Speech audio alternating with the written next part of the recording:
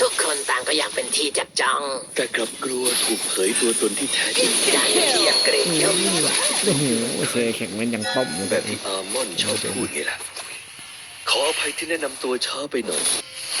Gather up the Negative Lord! Space Instant kill! เล่นได้ดี ช่างดูเลยท่ายิ่งนัก ศิลปะประเมินค่าไม่ได้หรอก Right control! ช่วยโพสต์ท่านั้นค้างไว้ก่อนนะ ไปหาแรงบันดาลใจใหม่กันเถอะ Superb ก็จะ control! ว่า Great play! อันติยังไม่พร้อม Superb healing! โอเคอย่าลืมนะสำหรับเพื่อนๆคนใดอยากเติมเกมก็คือทักมา Facebook ตัวนี้เลยนะเพื่อนๆซื้อขาย ID ก็คือกันจะมี Facebook กับ WhatsApp ตามที่ขึ้นเลยนะทุกคนระวังอาจจะมีเฟซปลอมแล้วก็เบอร์ปลอมเนาะเบอร์ของไอคือขึ้นตามนี้เลยเนาะสามารถทักเซตแล้วฟังเสียงได้ถ้าเป็น FCI ต้องชื่อเสียงนะทุกคนอย่าลืมมาเติมเพชรนำเยอะๆเนาะทุกคนมาติดตาม Facebook นำถ้าฮอดมื่นแล้วจะมีการแจกเพชรแจก ID เนาะทุกคนทาง WhatsApp ก็สามารถเซตได้เนาะทุกคนซื้อขาย ID เติมเพชรคือเก่าโอเคเพื่อนๆเดี๋ยวจะมาให้ฟังทุกคนให้มาฟังเสียง ตัวนี้คือยูเฟิร์สเบอร์ทดลองอันนี้เป็นฮีโร่ใหม่นะทุกคนโคตรจับ กล้องคือภาชนะที่เก็บงำภาพถ่าย มนุษย์นั้นคือภาชนะที่โอบอุ้มความทรงจำเราคือหนึ่งเดียวกัน โคตรจับทุกคนฮีโร่คือเว้าเป็นภาษาไทยเนาะถ้าเพื่อนๆอยากฟังตัวไหนลองคอมเมนต์เดี๋ยวอาจจะเฮ็ดคลิปให้เบิ่ง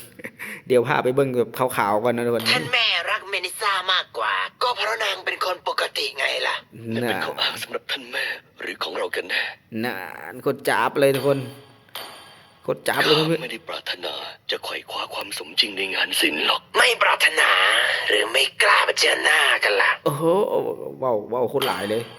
หรือว่าพูดนั่นแหละทุกคน เหล่าศิลปินอาจจะสูญเสียอัตลักษณ์ในงานศิลป์บางครั้งข้าเองก็แยกไม่ออกว่าตัวข้าส่วนไหนคือความจริง ใช่พวกเราเนี่ยแหละของจริง โคตรเท่เดี๋ยวมันลองเนี่ยเพื่อน ข้าคือแสงจันทร์ที่มอบความสว่างทะลุผ่านความมืด ๆไม่โคตรจับนะทุกคนก็คือตอนนี้โมบายแม่งโคตรเอาใจฟังไทยเลยนะทุกคนแม้แต่ฮีโร่ก็เสียงเว้าภาษาไทยเดี๋ยวมาฟังเบิ่งบามอน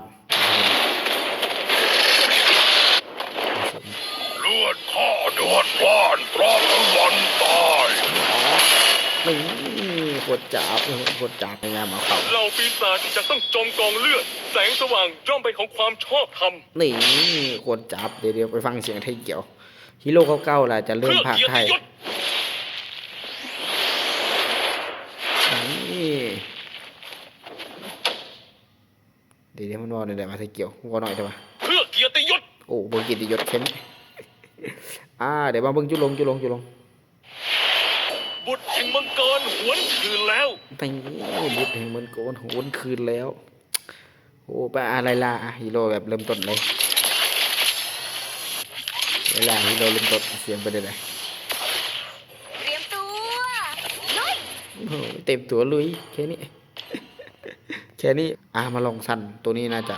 จะเข่าแน่นอนเพราะว่าเป็นตัวแบบสายสื่อเดินมาทุกคนสายฟังไทยฟังจีนนี่อย่างนี้นะ อ้าวไหนใครจะต่อ นี่โคตรจับเสียงมันโคตรจับเลยมันเห็นโคตรจับเลย คือมันดีแรงรอบต่อไปเนาะทุกคน ชัตเตอร์ตาข้างหนึ่งจะมองลึกลงภายใน แต่อีกข้างจะมองออกไปข้างนอก แน่นมันจะเว้าโคตรหลายเลยนะทุกคนมันจะคุยกับกล่อง ศิลปะแห่งเลนส์ไม่ใช่แค่ความชัดเจน บางครั้งการปล่อยให้มันเลือนรางไปบ้างก็ดูดีไม่น้อยเลยเจ้าว่าไหม นอนโอ้โหเสียงยังกับพระเอกอนิเมะนะทุกคนก็ยังว่าแหละเพราะว่าเขาจะดึงตัวคนที่พากย์อนิเมะมาเลยนะทุกคนเพื่อมาพากย์เกมนี่เลยตอนนี้นะโคตรจับเลยนะทุกคนส่วนอัปเดตอื่นๆเดี๋ยวจะมาอัปเดตอีกเชื่อหนึ่งนะทุกคนตอนนี้ก็คือกิจกรรมนี่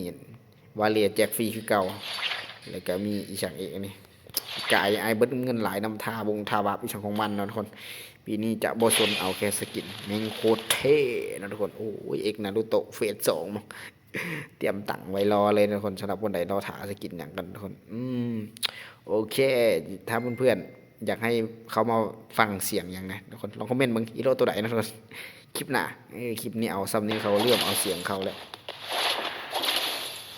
อร์พร้อม บอกเป้าหมายไม่ได้เลย เนาะสไนเปอร์พร้อมโอเคทุกคนคลิปนี้ขอคนละ1 ไลค์นะทุกคนกับการกลับมาลงคลิปในรอบ 2-3 อาทิตย์นะเพื่อน